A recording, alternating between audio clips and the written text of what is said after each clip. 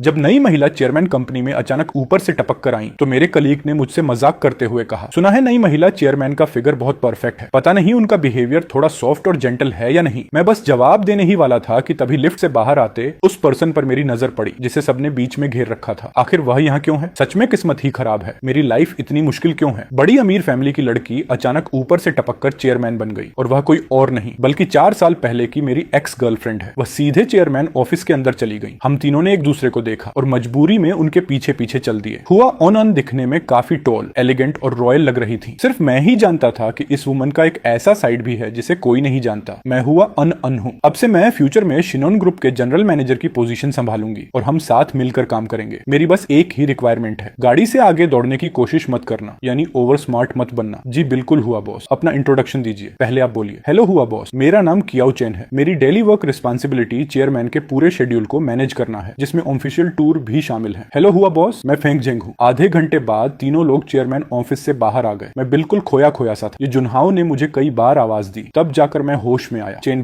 भाई कब से आवाज दे रहा हूँ, आप क्या सोच रहे हैं? चेन भाई, आपको क्या हुआ है? कुछ नहीं। अभी आप लोग क्या कह रहे थे? हम लोग कह रहे थे कि हुआ मैडम बहुत ब्यूटीफुल है। उस फिगर के साथ अगर वह मॉडलिंग नहीं कर रही तो ये एक वेस्ट है। उनका फेस सच में परफेक्ट है। पता नहीं रियल लाइफ में उनका कोई पजेसिव या चिपकाऊ टाइप का बिहेवियर है या नहीं। वह तो पागलों की तरह पजेसिव है। चेन भाई, आपने पागलों की तरह क्या कहा? मुझे ठीक से सुनाई नहीं दिया। कुछ नहीं। चेयरमैन ऑफिस के अंदर हुआ अन का फोन बजा। उन्होंने कॉल रिसीव। अन, क्या तुम देश वापस आ गई हो? हाँ। क्या मैं वापस नहीं आ सकती? ऐसा नहीं है कि तुम नहीं आ सकती, बस मैं यह सोच रहा हूँ कि तुम शिनोन ग्रुप में क्यों गई। क्या तुम्हें पता है कि कियाओ चेन भी वही है? शिनोन, मुझसे बात मत करो। मैं इस नाम के किसी पर्सन को नहीं जानती। बस अपनी बात पर अड़ी रहो। कहती हो कि इस नाम को नहीं जानती, तो फिर तुम्हारे शोल्डर के पीछे जो वालिस फ्लावर और लिटिल लैंप का टैटू है उसका क्या? तुम इसे कैसे एक्सप्लेन करोगी? मुझे आपको कुछ भी एक्सप्लेन करने की जरूरत नहीं है। अगर कोई काम नहीं है तो फोन रखो, मैं काम कर रही हूँ। वालिस वह फ्लावर है जो चेन भाई को पसंद है और लिटिल लैंप इसलिए क्योंकि चेन भाई का जोड़िएक साइन एरीज है। वर्किंग रूम में मैं डेस्क पर सिर रखकर खोया हुआ था। हुआ अन काफी टाइम बाद मिले। 4 साल हो गए हैं। शायद उनका कोई बॉयफ्रेंड होगा। नहीं, शायद उनकी शादी भी हो चुकी होगी। चेन भाई, क्या हुआ? क्या बात? कुछ प्रॉब्लम हुई क्या? अरे कुछ नहीं, कल रात में देर तक जागा था इसलिए थोड़ा टायर्ड हूँ। मुझसे कोई काम था क्या? एचआर मैनेजर ने अभी एक नोटिस भेजा है। उन्होंने कहा कि फिलहाल कोई सूटेबल असिस्टेंट नहीं मिल रहा है, इसलिए वह हम में से ही किसी को टेम्परेरी असिस्टेंट की पोस्ट देना चाहते हैं। सैलरी भी बढ़ेगी। तो फिर हम में से कौन जा रहा है? मैं तो नहीं जा रहा, आप लोग ही जाओ। मुझे पैसों की उतनी जरूरत नहीं है। फेंग जेंग को पैसों की कमी है। वह और उनकी गर्लफ्रेंड इन दिनों शादी के बाद रहने के लिए एक नया घर खरीदने का प्लान कर रहे हैं। लेकिन चेन भाई, कैपेबिलिटी के मामले में हम तीनों में से आप ही सबसे बेस्ट हो। पुराने बॉस की नजरों में तो आप आधे असिस्टेंट बन ही चुके थे। हुआ बॉस थोड़ी स्ट्रिक्ट और एंग्री लगती है, मुझे डर लगता है। सीढ़ियों से नीचे उतर रही वह वुमन अचानक रुक गई। क्या मैं स्ट्रिक्ट हूँ? क्या कियाओ चेन मुझसे डरता है? ऐसा भी नहीं है। भले ही हुआ बॉस थोड़ी कोल्ड दिखती है, लेकिन उतनी स्ट्रिक्ट भी नहीं है। ऊपर से वह इतनी ब्यूटीफुल है। पता नहीं उनका बॉयफ्रेंड उनके उस परफेक्ट फेस को देखकर खुद को कैसे कंट्रोल करता होगा। चेन भाई, आप अचानक ऐसे क्यों खांसने लगे? आप ठीक तो हो ना? बॉयफ्रेंड कैसा? शायद हस्बैंड कहो। वैसे भी 4 साल पहले बॉस का एक मंगेतर था। ऐसा नहीं हो सकता कि अभी तक शादी ना हुई हो। और तो और मैंने खुद उन्हें उस पर्सन की तरफ देखकर मुस्कुराते हुए देखा था। फेंग जेंग ने अचानक आगे बढ़कर मेरा मुंह बंद कर दिया। चेन भाई, ये देखो, एचआर मैनेजर ने हमें एक मैसेज भेजा है। पता चला है कि हुआ बॉस ने भी उसी बिजनेस यूनिवर्सिटी से पढ़ाई की है जहां से हमने की, लेकिन बॉस फाइनेंस डिपार्टमेंट से थी। उन्हें देखकर पक्का लगता है कि वह कॉलेज की टॉपर ब्यूटी रही होंगी। आप एक ही कॉलेज में थे, क्या आप बॉस को नहीं जानते? तुमने खुद ही कहा कि वह कॉलेज ब्यूटी थी और मेरा फेस तो बिल्कुल ऑर्डिनरी है। मैं भला किसी कॉलेज ब्यूटी से कैसे मिल सकता हूँ? कभी नहीं मिल पाया। गलती भी खुद की है और फिर भी यह कहने की हिम्मत है कि कभी नहीं मिल पाए। चेन भाई, आप किस बेसिस पर कह रहे हो कि आपका फेस ऑर्डिनरी है? अभी तो इस महीने का आधा ही टाइम बीता है और हमें आपके लिए कितने सारे लव लंच बॉक्स हैंडल करने पड़े हैं पता है? तो यही तो अच्छी बात है ना। इतनी ना आप लोगों को लंच खरीदने की जरूरत नहीं पड़ती। आपका बहुत बहुत थैंक यू। कोई बात नहीं। कुछ ही देर बाद सब लोग एक साथ खड़े हो गए। सीढ़ियों के दरवाजे पर खड़ी उस वुमन को देखकर मुझे अचानक थोड़ी घबराहट होने लगी। वो यहाँ क्या कर रही है? वो यहाँ कब से खड़ी है? हाँ, हुआ बॉस, आप खुद यहाँ नीचे क्यों आई? आपको कोई काम था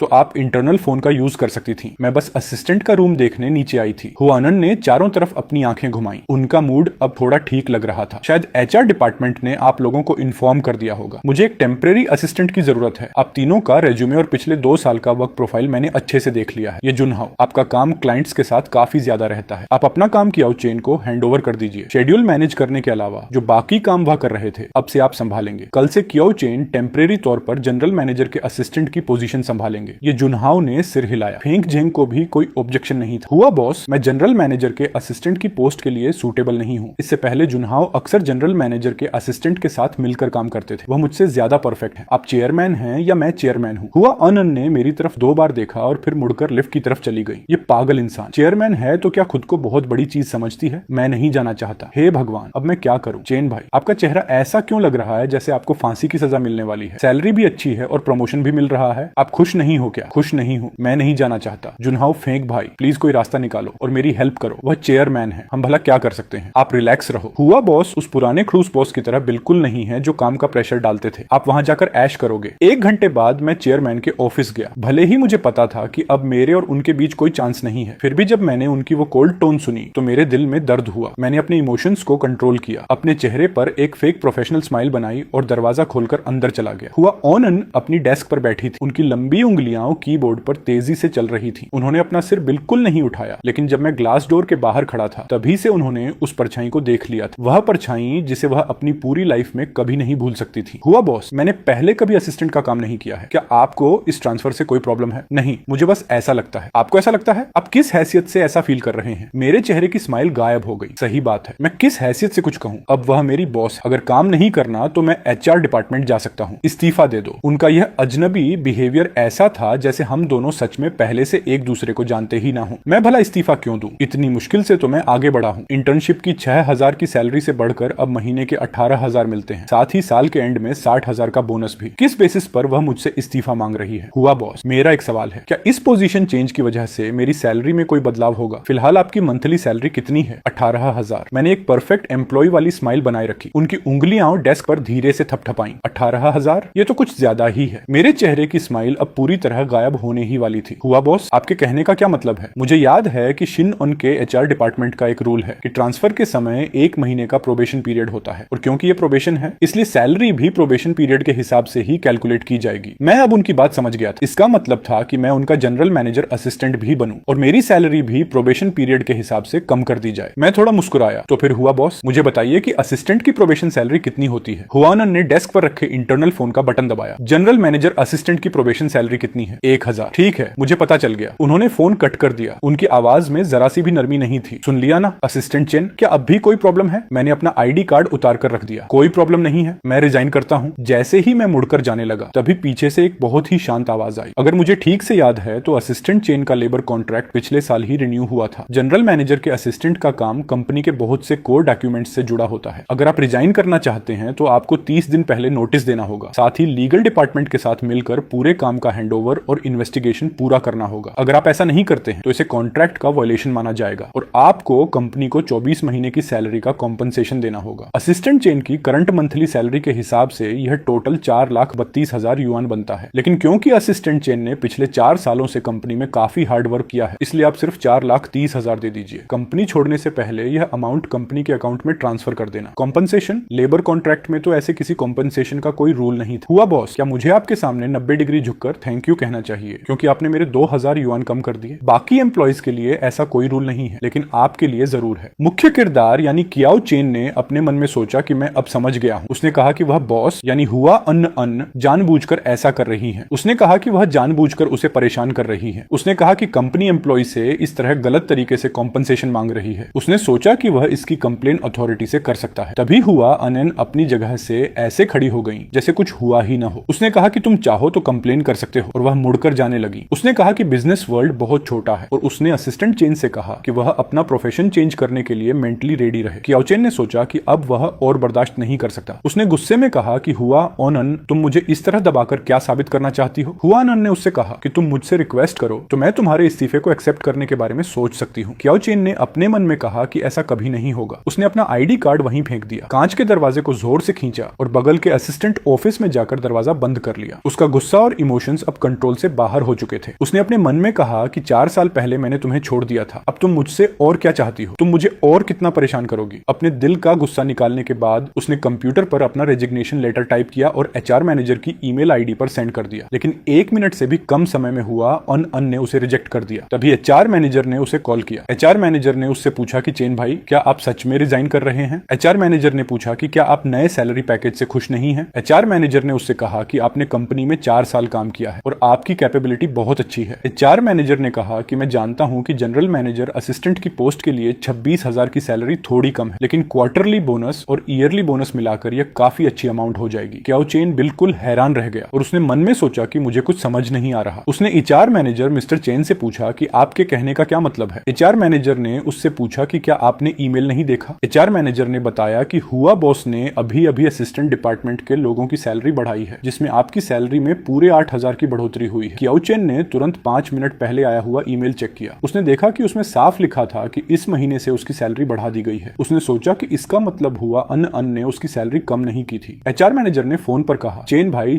कियाओ चेन ने जवाब दिया कि हाँ, मैं सुन रहा हूँ। उसने पूछा कि क्या यह सच में हुआ बॉस का डिसीजन था। एचआर मैनेजर ने कहा कि हाँ बिल्कुल। एचआर मैनेजर ने बताया कि 2 घंटे पहले जब हुआ बॉस ने तुम्हें असिस्टेंट बनाने की बात की थी, तभी उन्होंने सैलरी बढ़ाने के लिए भी कहा था। एचआर मैनेजर ने कहा कि मैंने फाइनेंस मैनेजर से बात करने के बाद ही आप लोगों को यह ईमेल भेजा है। कियाओ चेन ने फोन कट कर दिया और उसे ऐसा लगा जैसे वह कोई सपना देख रहा हो। उसने सोचा कि 2 घंटे पहले तो वह नीचे असिस्टेंट ऑफिस में आई भी नहीं थी, तो फिर अभी थोड़ी देर पहले वह उसे जानबूझकर परेशान क्यों कर रही थी। असिस्टेंट का वर्किंग ऑनवर पूरी तरह से बॉस के शेड्यूल पर डिपेंड करता था। बॉस जब काम खत्म करके घर जाएंगी तभी इन एम्प्लॉइज को भी छुट्टी मिलेगी। तभी उनके वीचैट ग्रुप पर मैसेजेस आने लगे। एक कलीग ने ग्रुप में कहा कि हे भगवान, हुआ बॉस तो सच में मेरी गॉडेस, अब हमें एक्स्ट्रा टाइम यानी ओवर टाइम काम नहीं करना पड़ेगा। उसने कहा कि उस पुराने खड़ूस बॉस के कंपैरिजन में हुआ बॉस बहुत अच्छी इंसान है। उसने पूछा कि चेन भाई, आप ग्रुप में ऑनलाइन क्यों नहीं आ रहे हो? क्या असिस्टेंट का काम बहुत ज्यादा है? कियाओ चेन ने अपना वीचैट देखा जहां एक नया ग्रुप बना था जिसमें सिर्फ वे तीनों कलीग्स और हुआ अन थी। कुछ देर पहले हुआ अनन ने ग्रुप में मैसेज भेजा था कि अगर कोई इमरजेंसी ना हो तो किसी को ओवर टाइम करने की जरूरत नहीं है। बाकी दोनों कलीग्स ने रिप्लाई कर दिया था, लेकिन उसने कोई रिप्लाई नहीं किया था। उसने अपने मन में कहा कि मैं बिजी नहीं हूँ, बस मैं उनके मैसेज का रिप्लाई नहीं करना चाहता क्योंकि मैंने अभी अभी रिग्नेशन भेजा है। उसने सोचा कि ऐसा हो ही नहीं सकता कि हुआ अन को उसके इस्तीफे के बारे में पता न चला हो। उसने सोचा कि छोड़ो, मुझे क्या परवाह है, मैं अपना काम करूंगा और वह अपना काम करेंगी। अपने मूड को ठीक करके वह सीढ़ियों से नीचे आया। हुआ अनन ने जैसे ही उसे देखा, वह तुरंत अपनी कार की चाबी और फोन लेकर खड़ी हो गई। जब लिफ्ट खुली तो तीनों कलीग्स ने हुआ अनन को अंदर देखा। वे समझ नहीं पा रहे थे कि अंदर जाएं या नहीं। हुआ अनन ने उनसे पूछा कि क्या आप लोग लिफ्ट से नहीं जा रहे हैं? तभी ये जुनहाओ ने तुरंत रिएक्ट किया और दोनों को अंदर खींचते हुए कहा कि हाँ, हम आ रहे हैं। फेंग जेंग ने नोटिस किया कि कियाओ चेन का मूड थोड़ा ऑफ है। फेंग जेंग ने उससे पूछा कि चेन भाई, आपको क्या हुआ है? बगल में खड़ी हुआ अनन की आंखों में भी उसके लिए थोड़ी फिक्र दिखाई दी। कियाओ चेन ने सिर हिलाते हुए कहा कि कुछ नहीं, शायद मैं ठीक से सो नहीं पाया। आप लोग मेरी चिंता मत करो। लिफ्ट से बाहर आने के बाद ये जुनहाओ ने उसके कंधे पर हाथ रखकर मजाक करते हुए कहा कि असिस्टेंट चेन, आपकी सैलरी और बोनस मिलाकर साल के 3-4 लाख युआन हो जाते हैं, फिर भी आप इस पुरानी खटारा इलेक्ट्रिक कार को चेंज क्यों नहीं कर रहे हो? ये जुनहाओ ने अपनी कार की चाबी दिखाते हुए कहा कि आजकल कार खरीदने पर गवर्नमेंट की तरफ से डिस्काउंट मिल रहा है और कंपनी भी 20% सपोर्ट कर रही है, जिससे काफी पैसे बचेंगे। उसने कहा कि आपको एक नई कार ले लेनी चाहिए। कियाओ चेन ने हंसते हुए अपनी जेब से चाबी निकाली और कहा कि यह कार अभी भी अच्छी कंडीशन में है, तो इसे क्यों बदलूं? उसने कहा कि मेरे पास पैसों का दूसरा प्लान है। उसने अपने कलीग्स से कहा कि आज हम जल्दी फ्री हो गए हैं, तो क्या कहीं डिनर करने चलें? बारबेक्यू, हॉट पॉट या जापानीज फूड? तभी उसके कलीग ने कहा कि आज नहीं हो पाएगा क्योंकि मैंने अभी नया रूम रेंट पर लिया है और मैं वहां के माहौल से अभी फेमिलियर नहीं हूं, इसलिए मुझे जल्दी घर जाना होगा। कियाओ चेन ने मन में सोचा कि मैं इन्हें सच नहीं बता सकता कि मेरे घर में एक डॉग है, क्योंकि मुझे डर है कि कोई हमारी बातें सुन न ले। उसने उनसे कहा कि किसी और दिन जब मेरा घर पूरी तरह सेट हो जाएगा तब आप लोग मेरे घर हॉटपॉट खाने आना। हुआ अन चुपचाप उनके पीछे खड़ी सब सुन रही थी। जब वे लोग अपनी गाड़ियों में बैठ गए तब हुआ अन के सामने उनकी व्हाइट फैंटम कार आकर रुकी। उन्होंने तुरंत अपना फोन निकाला और किसी को कॉल करके यह पता लगाने को कहा कि कियाओ चेन ने नया रेंटेड हाउस कहां लिया है। दूसरी तरफ से उनकी फ्रेंड हाकियाओ ने हंसते हुए कहा कि तुम तो कह रही थी कि तुम्हें कोई परवाह नहीं है। हुआ अनन थोड़ी देर चुप रही, फिर हाकियाओ ने कहा कि ठीक है हुआ बॉस, बस 10 मिनट का वेट करो। हुआ अनन ने सेटिस्फाइड होकर फोन रख दिया। ऑफिस टाइम के ट्रैफिक में कियाओ चेन अपनी छोटी इलेक्ट्रिक कार को गाड़ियों के बीच से बहुत ही चालाकी से निकाल रहा था। हुआ अनन के ड्राइवर ने यह देखा तो उसने बड़बड़ाते हुए कहा कि पता नहीं लोग ऐसी छोटी इलेक्ट्रिक कार क्यों खरीदते हैं। ड्राइवर ने कहा कि यह देखने में भले ही अच्छी हो, लेकिन अगर इसमें आग लग जाए तो सिर्फ इसका ढांचा ही बचता है। हुआ अनन ने ड्राइवर की बात का जवाब देते हुए पूछा कि क्या यह कार सच में सेफ नहीं होती। ड्राइवर ने हंसते हुए कहा कि मैडम, आप खुद सोचिए, कुछ हजार युआन की कार कितनी सेफ होगी। सेफ्टी एयर बैग्स तो सिर्फ टॉप मॉडल्स में आते हैं। ड्राइवर ने कहा कि अगर कोई बड़ी गाड़ी इससे टकरा जाए तो? तभी हुआ अनन ने कहा कि इससे टकरा जाओ। ड्राइवर ने हैरान होकर पूछा कि हुआ बॉस, आपने क्या कहा? हुआ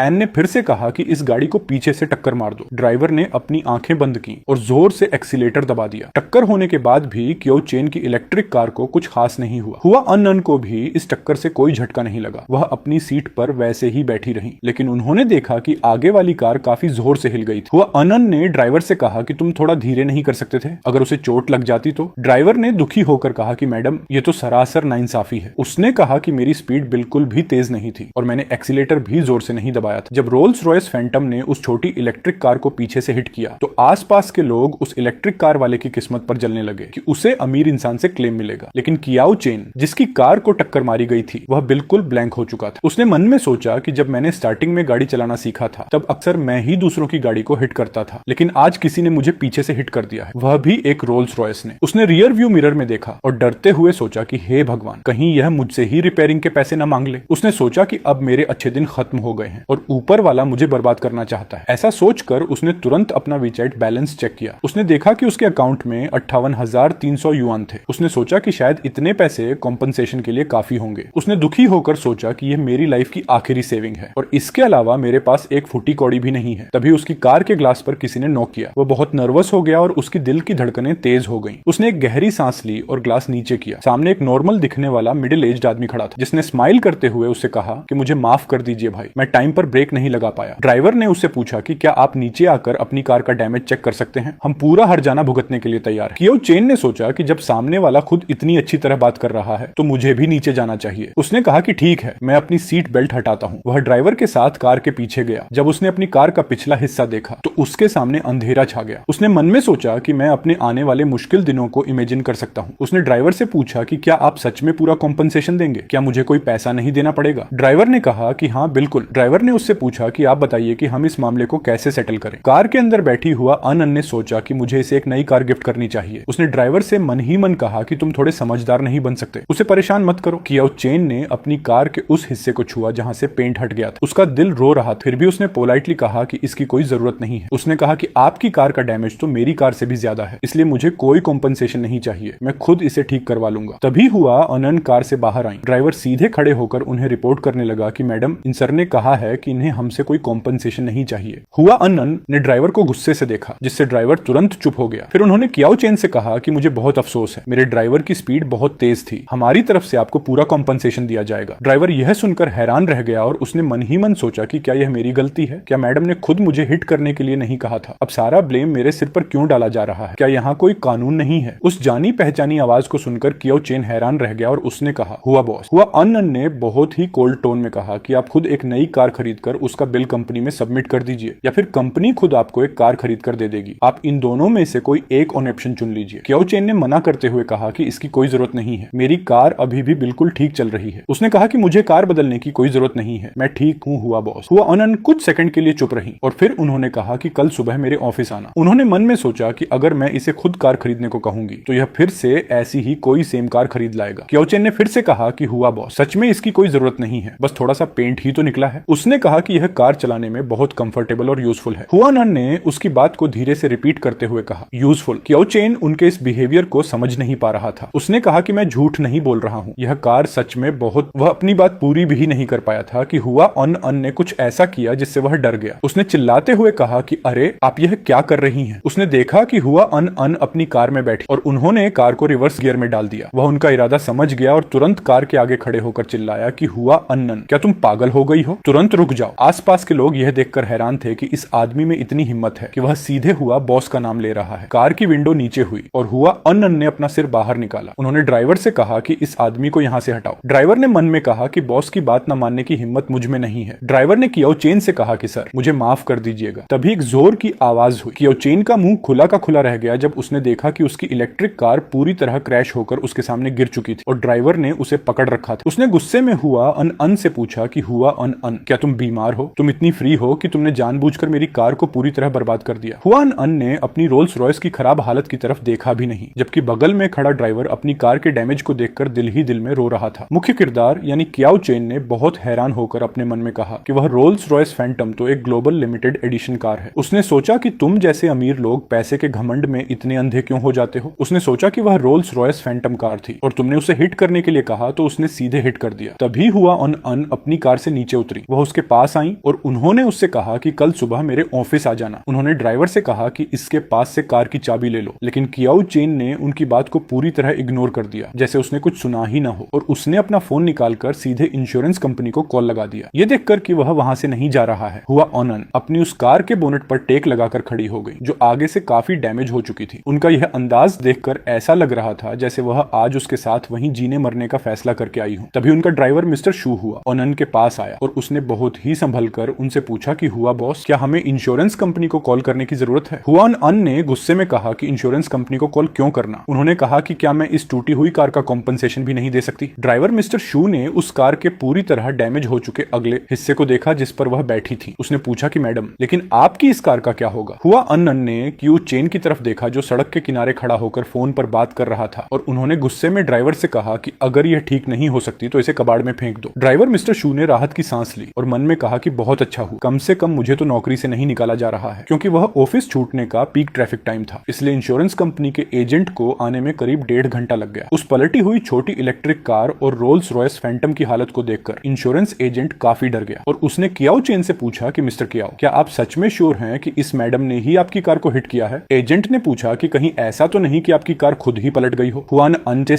ने एजेंट पर चिल्लाते हुए कहा कि क्या तुम अंधे हो? क्या तुम्हें यहाँ की सिचुएशन समझ नहीं आ रही है? उन्होंने कहा कि फालतू की बातें मत करो। उन्होंने एजेंट से कहा कि तुम बस इस कार के डैमेज का टोटल अमाउंट एस्टिमेट करो और पैसे बताओ। उन्होंने कहा कि इसे जितने पैसे चाहिए मैं देने के लिए तैयार हूँ। कियाओ चेन को इतना गुस्सा आ रहा था कि उसे समझ नहीं आ रहा था कि वह अपना गुस्सा किस पर निकाले। उसने मन में सोचा कि यह हुआ अन तो मेरे पीछे हाथ धोकर पड़ गई है। उसने सोचा कि तुम लोगों के आने से कभी कुछ अच्छा नहीं हो सकता। एक्सीडेंट का सारा मैटर सॉर्ट आउट करने के बाद उसे अचानक याद आया कि उसका डॉग, जिसका नाम टियाओ चे लाइटनिंग था, वह घर पर अकेला है। उसने इंश्योरेंस एजेंट से कहा कि मेरी इस कार का मैटर प्लीज आप लोग ही संभाल लीजिए। उसने कहा कि अगर बाद में कोई प्रॉब्लम हो तो मुझसे कांटेक्ट कर लेना। एजेंट को सारी बातें समझाने के बाद वह अपनी कार के पास गया, वहां से अपना कीमती सामान और बैंक कार्ड निकाला और पैदल ही ओवरब्रिज की तरफ चल दिया। हुआन अन ने उसे गाड़ियों के बीच में से पैदल जाते हुए देखा। उन्होंने एक ठंडी सांस ली और चुपचाप उसके पीछे पीछे चलने लगी। कियाओ चेन ने जब नोटिस किया कि वह उसके पीछे आ रही है तो वह मुड़ा और चिल्लाकर कहा कि मेरे पीछे मत आओ। हुआन अन ने जवाब दिया कि क्यों ना आऊं। उन्होंने पूछा कि क्या इस सड़क पर तुम्हारा कोई शेर है जो तुम मुझे यहाँ चलने से रोक रहे हो? उनकी यह बात सुनकर उसने उन्हें इग्नोर करना ही ठीक समझा और बिना पीछे देखे सीधे आगे बढ़ता रहा। उसने मन में सोचा कि यह अच्छा हुआ कि ओवरब्रिज से नीचे उतरने के बाद सिर्फ 2 रेड लाइट्स पार करते ही उसका नया रेंटेड अपार्टमेंट आ गया, जो ज्यादा दूर नहीं था, वरना वह आज थक कर मर जाता। उसने जो अपार्टमेंट रेंट पर लिया था वह एक छोटा 1 आर के फ्लैट था जिसमें एक बेडरूम और एक लिविंग रूम था। वह फ्लैट उसे एक कपल से मिला था जो शिफ्ट हो रहे थे, इसलिए उसे यह काफी सस्ते में मिल गया था। लॉबी में एंटर करने से पहले उसने अनजाने में पीछे मुड़कर देखा तो उसे हुआ अन कहीं दिखाई नहीं दी। उसने राहत की सांस ली, लेकिन उसे इस बात का बिल्कुल अंदाजा नहीं था कि जैसे ही वह मुड़ा, कोने में छिपी वह वुमन अंधेरे से बाहर आ गई। हुआ अन बिल्डिंग के नीचे खड़ी होकर टाइम कैलकुलेट करने लगी। उन्होंने ऊपर देखा कि किस फ्लोर की लाइट अभी ऑन हुई है और वह तुरंत समझ गई कि वह 8वां फ्लोर था। उन्होंने मन में कहा कि कियाओ चेन, तुम मुझसे बचकर कभी नहीं भाग सकती। कियाओ चेन ने जैसे ही अपने फ्लैट का पासवर्ड लॉक खोला, उसे अंदर से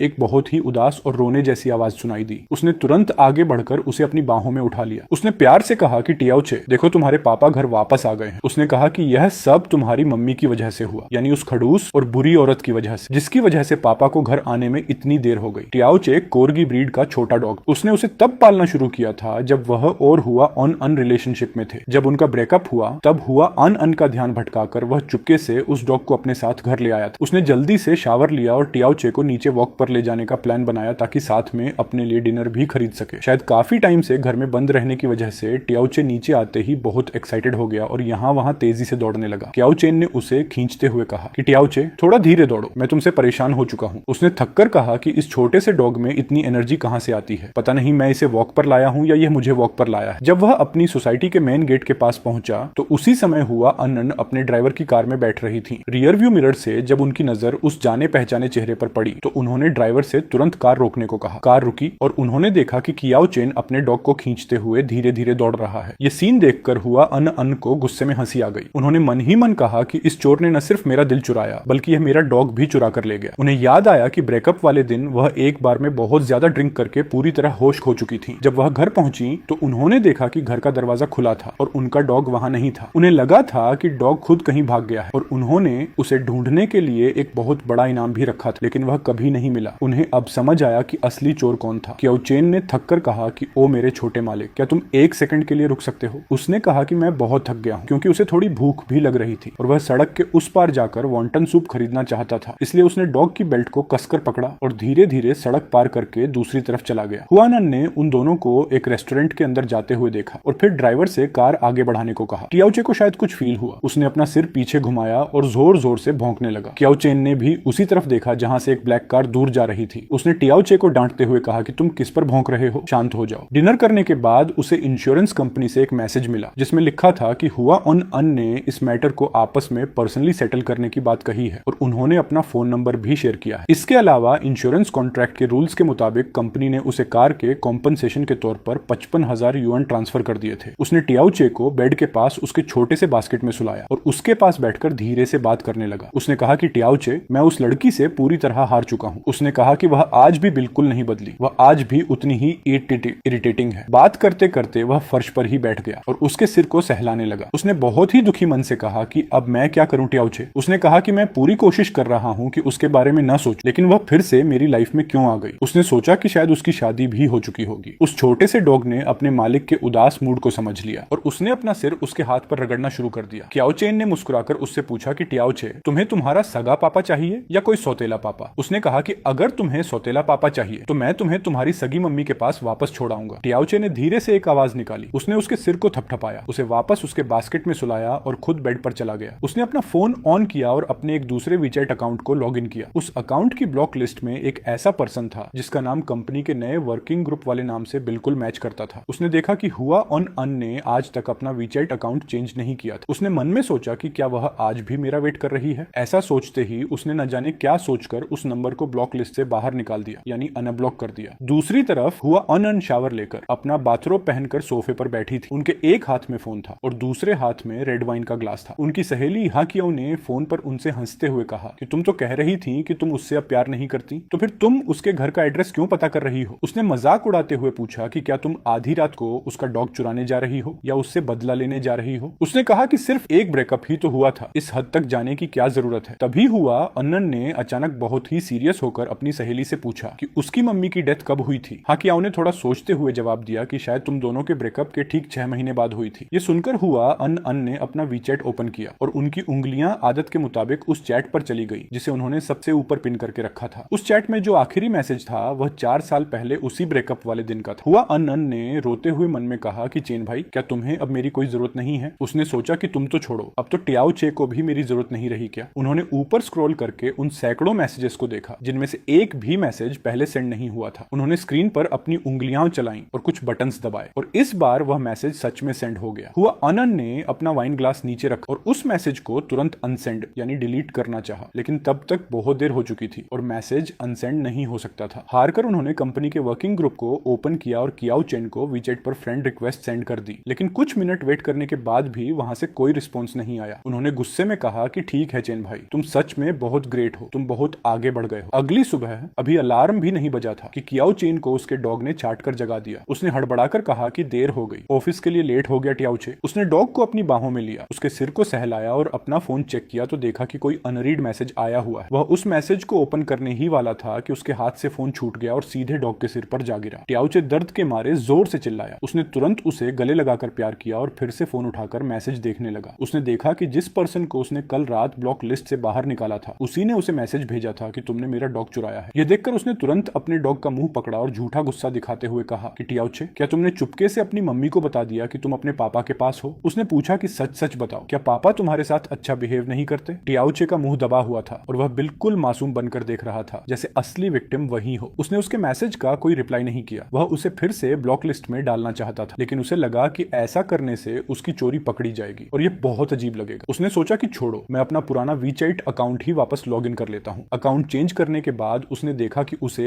एक नई फ्रेंड रिक्वेस्ट आई हुई है। उसका मन कह रहा था कि वह इसे रिजेक्ट कर दे, लेकिन फिर उसने सोचा कि अब वह उसकी बॉस है तो फ्रेंड रिक्वेस्ट एक्सेप्ट न करना ठीक नहीं होगा। फिर उसने सोचा कि छोड़ो, इसे ऐसे ही रहने देता हूं जैसे मैंने देखा ही ना हो। उसने सोचा कि भला कौन सी नॉर्मल बॉस आधी रात को अपने एम्प्लॉय को वीचैट पर फ्रेंड रिक्वेस्ट भेजती है। ब्रश और फेस वॉश करने के बाद उसे याद आया कि उसकी कार को तो उस अमीर बॉस ने टक्कर मारकर तोड़ दिया था, इसलिए आज उसे कैब करके ऑफिस जाना होगा। ऑफिस टाइम के पीक ट्रैफिक की वजह से उसे कैब के लिए 10 मिनट से ज्यादा वेट करना पड़ा। जब वह कंपनी की लॉबी में पहुंचा तो ऑफिस का टाइम ऑलमोस्ट होने वाला था। उसने देखा कि लिफ्ट का दरवाजा बंद हो रहा है तो वह चिल्लाया कि प्लीज थोड़ा वेट कीजिए। उसने मन में सोचा कि आज का दिन ही खराब है। लिफ्ट के अंदर हुआ ऑनन फाइनेंस मैनेजर के साथ खड़ी थी। वह कुछ सेकंड के लिए बिल्कुल ब्लैंक हो गया और समझ नहीं पा रहा था कि अंदर जाए या नहीं, लेकिन फिर वह हिम्मत करके लिफ्ट के अंदर चला गया। इस अजीब और अनकंफर्टेबल सिचुएशन से ज्यादा उसे अपनी सैलरी और अटेंडेंस बोनस की फिक्र थी। उसने बहुत ही पोलाइटली उन दोनों को ग्रीट किया और कहा कि गुड मॉर्निंग हुआ बॉस। गुड मॉर्निंग मिस्टर चांग। फाइनेंस मैनेजर मिस्टर चांग ने कहा कि कियाओ चेन, बहुत कम ऐसा होता है कि तुम ऑफिस के टाइम पर बिल्कुल बिल्कुल एंड मूवमेंट पर आओ। सुबह के उस मैसेज की वजह से वह बगल में खड़ी हुई अन से आंखें मिलाने की हिम्मत नहीं कर पा रहा था। वह मन ही मन सोच रहा था कि क्या उन्हें सच में पता चल गया है कि डॉग मेरे पास है, या उन्होंने यह मैसेज किसी और को भेजने के चक्कर में गलती से मुझे भेज दिया है। उसे कुछ समझ नहीं आ रहा था। उसने मैनेजर से कहा कि मुझे कैब से आना पड़ा, इसलिए थोड़ी देर हो गई। फाइनेंस मैनेजर ने हैरान होकर पूछा कि कैब से आए तो तुम्हारी वह इलेक्ट्रिक कार कहाँ गई? उसने जवाब दिया कि किसी ने उसे पीछे से टक्कर मारकर पलट दिया। मैनेजर ने कहा कि कौन था वह? बहुत ही बेकार ड्राइवर होगा। कियाओ चेन ने चेहरे पर एक फेक स्माइल बनाई, लेकिन मन में सोचा कि वह बेकार ड्राइवर कोई और नहीं बल्कि आपके बगल में ही खड़ी है। उसने सोचा कि वैसे यह बात तो सच है कि इनका ड्राइविंग सेंस बिल्कुल जीरो है। तभी लिफ्ट 16वें फ्लोर पर रुकी और फाइनेंस मैनेजर उन दोनों को बाएं बोलकर बाहर चले गए। अब लिफ्ट में सिर्फ वह और हुआ अन अकेले बचे थे। वहां का माहौल एकदम शांत और अजीब हो गया। वह लगातार लिफ्ट के डिस्प्ले पर बदलते नंबर्स को देखता रहा। जैसे ही लिफ्ट 30वें फ्लोर पर पहुंची और दरवाजा खुला, वह तुरंत बाहर की तरफ भागा और सीढ़ियों की तरफ चला गया। सेक्रेटरी ऑफिस में 2 लोग मीटिंग कर रहे थे। वे उससे बात भी नहीं कर पाए कि वह एक तूफान की तरह वहां से निकल गया। ये जुनहाओ ने हैरान होकर पूछा कि जुनहाओ, अभी जो इतनी तेजी से गया वह क्या चेन ही था ना? तभी ये जुनहाओ कुछ बोलने ही वाला था कि उसने हुआ बॉस को आते देखा। उसने तुरंत अपना कॉफी का कप नीचे रखा और सीधा खड़ा होकर बोला कि गुड मॉर्निंग हुआ बॉस। फेंग जेंग ने थोड़ा लेट नोटिस किया और जब तक वह विश करने के लिए आगे आया तब तक हुआ अन अपनी पर्सनल लिफ्ट के अंदर जा चुकी थी। इसके बाद फेंग जेंग ने बहुत ही क्यूरियस होकर पूछा कि तो इसका मतलब कियाओ चेन इतनी तेजी से इसलिए भाग रहा था क्योंकि वह हुआ बॉस के साथ सेम लिफ्ट में आया था। उसने पूछा कि वैसे कियाओ चेन को आज देर क्यों हुई? वह तो हमेशा सबसे पहले ऑफिस आता है ना। कियाओ चेन 1 सेकंड पहले ही अपने ऑफिस के अंदर छिप गया था, इससे पहले कि उनकी लिफ्ट रुकती।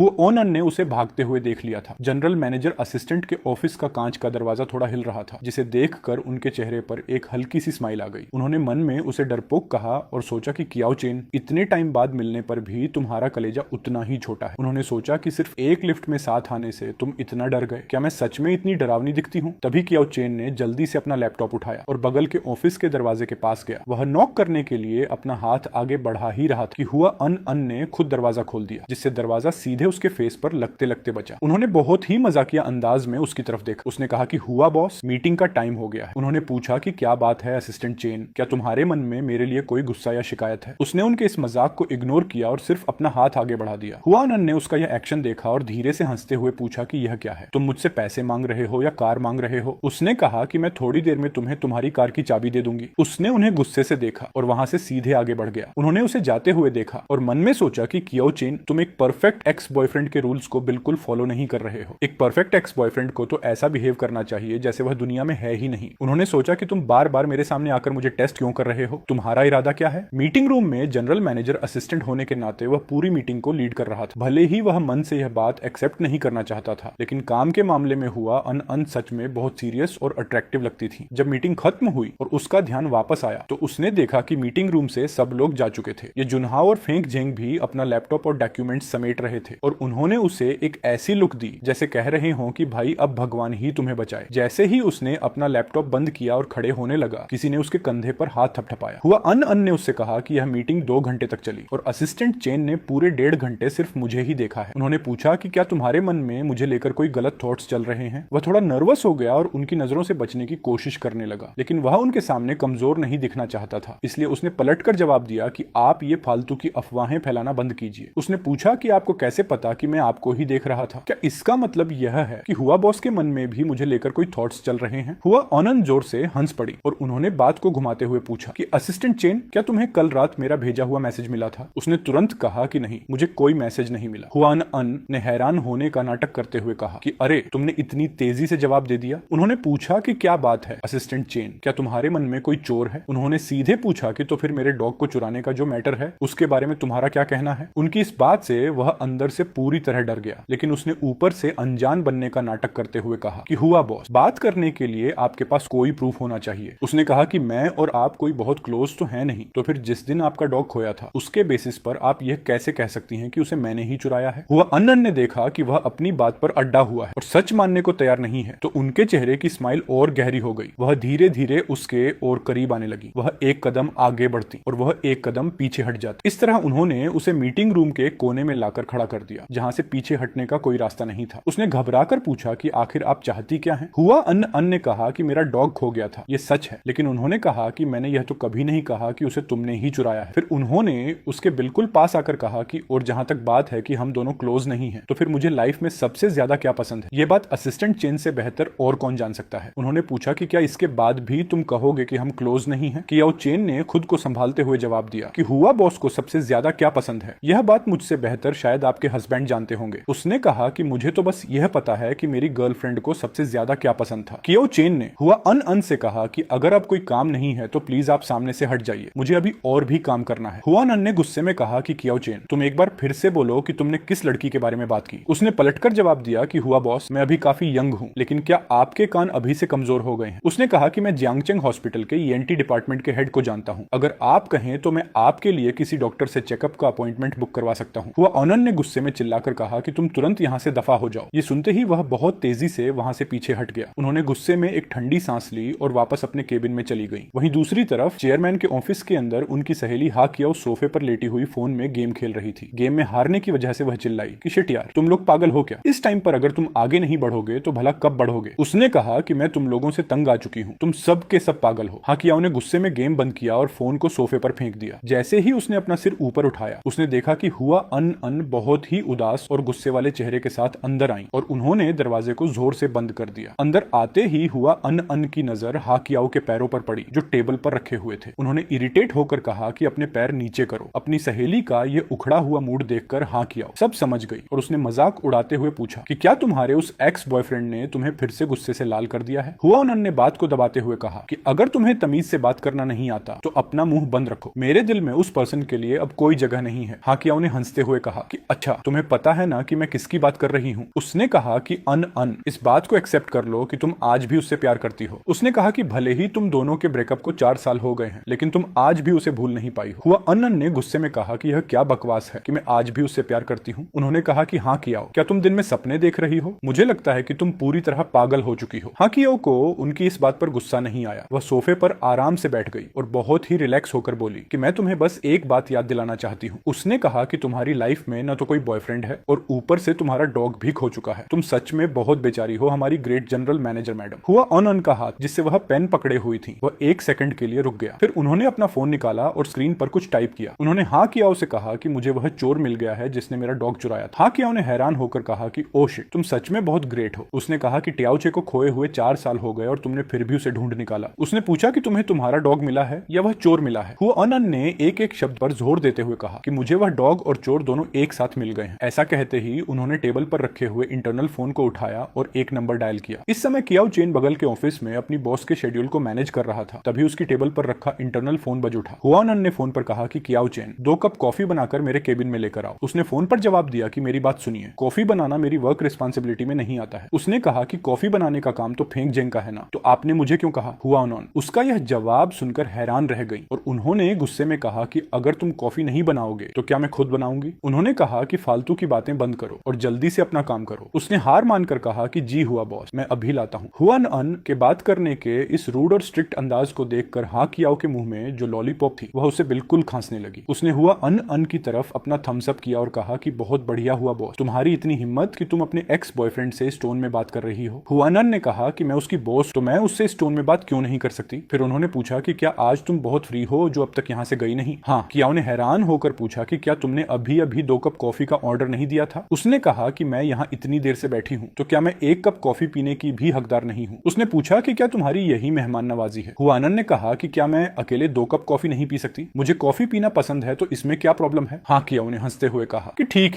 है, मैं भी देखना चाहती हूँ कि तुम्हारी ये अकड़ कब तक टिकती है। हुआ अन ने कहा कि ऐसा कभी नहीं होगा, तुम्हें ऐसा देखने का चांस कभी नहीं मिलेगा। तभी दरवाजे पर नॉक हुआ और कियाओ चेन हाथ में 2 कप कॉफी लेकर अंदर आया। हाँ कियाओ को वहां देखकर वह थोड़ा हैरान और अनकंफर्टेबल हो गया। हाँ कियाओ ने उसे देखकर खुद आगे बढ़कर ग्रीट किया और कहा कि कियाओ चेन, काफी टाइम बाद मिले। उसने जवाब दिया कि हेलो मैडम। हाँ कियाओ ने अपने चेहरे पर एक परफेक्ट स्माइल बनाई और कहा कि क्या तुम फ्री हो? मैं तुम्हें कॉफी पर इनवाइट करना चाहती हूँ। उसने बहुत ही पोलाइटली स्माइल करते हुए जवाब दिया कि बिल्कुल, ऑफिस टाइम खत्म होने के बाद आप मेरे साथ अपॉइंटमेंट फिक्स कर सकती हैं। टेबल के पीछे बैठी हुआ अन उन दोनों की इस बातचीत को देख रही थी और उनके चेहरे का एक्सप्रेशन तुरंत बहुत कोल्ड और सीरियस हो गया। उन्होंने बहुत ही रूड आवाज में कहा कि असिस्टेंट चेन, क्या मुझे तुम्हें याद दिलाने की जरूरत है कि यह अब भी ऑफिस का वर्किंग ऑनर है। उनकी उस कोल्ड टोन को सुनकर, जिसमें साफ साफ गुस्सा दिख रहा था, कि यो चेन मन ही मन मुस्कुराया। उसने सोचा कि यह लड़की आज भी बिल्कुल वैसी ही है, इसे मेरा किसी दूसरी लड़की से बात करना बिल्कुल पसंद नहीं है और यह छोटी छोटी बात पर जेलस हो जाती है। उसने कॉफी टेबल पर रखी और कहा कि हुआ बॉस, आपकी कॉफी। जैसे ही वह मुड़कर जाने लगा, हुआ अनन ने बहुत ही कोल्ड टोन में कहा कि क्या मैंने तुम्हें जाने के लिए कहा? यह सिचुएशन देखकर हाँ कियाओ हंसते हुए खड़ी हो गई और उसने कहा कि मैं जा रही हूँ, मैं जा रही हूँ, मैं तुम दोनों के बीच में डिस्टर्ब नहीं करूंगी। जैसे ही केबिन का दरवाजा बंद हुआ अनन ने धीरे से अपना सिर उठाया और उससे पूछा कि असिस्टेंट चेन, मुझे बताओ कि एक असिस्टेंट की रिस्पॉन्सिबिलिटी क्या होती है? उसने जवाब दिया कि एक असिस्टेंट की रिस्पॉन्सिबिलिटी बॉस के हर काम में उसे सपोर्ट करना और कोऑर्डिनेटिंग करना होता है। हुआ उन्होंने सिर हिलाया और उसे आगे परेशान नहीं किया। उन्होंने कॉफी का कप उठाया और जैसे ही एक घूंट पिया, वह उसे बाहर थूकते थूकते बची। उन्होंने गुस्से में पूछा कि क्या तुमने यह जानबूझकर किया है? उसने चेहरे पर एक प्रोफेशनल स्माइल बनाई और कहा कि हुआ बॉस, आपने मुझे कॉफी बनाने को कहा था, लेकिन यह नहीं बताया था कि आपको कौन सी कॉफी चाहिए। उसने कहा कि मैं तो नॉर्मली इंस्टेंट कॉफी ही पीता हूँ। असल में उन दो कप्स में से